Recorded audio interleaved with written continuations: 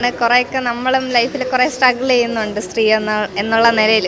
ഒരുപാട് twist and turns ഉള്ള ഒരു പടമാണ്. ബർണയൻ Asif the combination was very good. അടിപൊളി പടം. ഒന്നും പറയാം, കൂടുതലൊന്നും പറയില്ല, സ്പോയിലർ ആയിപ്പോ. സെക്കൻഡ് ഒന്നും പറയാനില്ല, ട്വിസ്റ്റോട് ട്വിസ്റ്റ് തന്നെ. മസ്റ്റ് വാച്ച് ക്ലൈമാക്സ്, അടിപൊളി, ഒരു രക്ഷയില്ല. ഇല്ല, അതിപ്പോ ലോക വന്നു. ഇപ്പം ഇന്ന് മിറാഷ് എന്നൊരു സ്ത്രീ എന്ന രീതിയിൽ എങ്ങനെ പ്രതികരിക്കാൻ താല്പര്യപ്പെടുന്നു?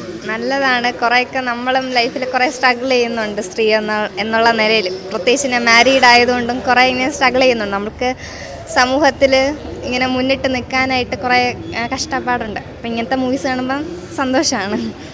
നല്ല സിനിമയായിരുന്നു, very surprising and until the last it was very good. Actually the climax was very exciting. It was very nice. It was just like which was done in the last movie, Aparna and Asif. The combination was very good. Predictable ഒരു first half വരെ predictable ആണ്, പക്ഷെ last കൊണ്ടിട്ട് change ഉണ്ട്.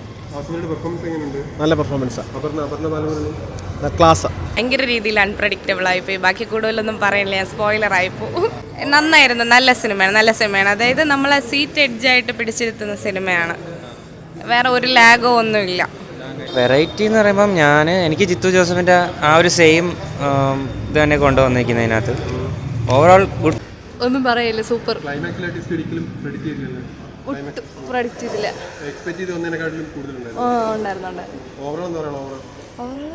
അടിപൊളി പടം.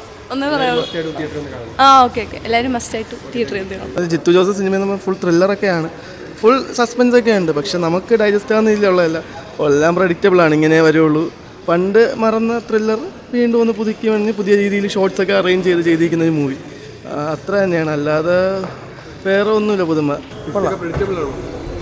ചിലത് predictable ആണ്, ചിലത് ഒട്ടും പ്രഡിക്റ്റബിൾ അല്ല. ക്ലൈമാക്സ് കുറച്ച് ഹൈ തന്നു, ഒരു ഹൈ മൊമെന്റ് ആയിരുന്നു അത്. നന്നായിട്ട് സെക്കൻഡ് ഹാഫാണ് എനിക്ക് കുറച്ചുകൂടെ ഇഷ്ടപ്പെട്ടത്. ഫസ്റ്റ് ഹാഫ് ഒരു ജിത്തു ജോസഫ് പടത്തെ ആദ്യം ഒരു സ്ലോ പേസ് സംഭവം കാണും, അതിൽ തന്നെയാണ് സ്ലോ പേസ് പോയിട്ട് സെക്കൻഡ് ഹാഫ് കൊണ്ടുവച്ച് ഹൈ ആക്കി.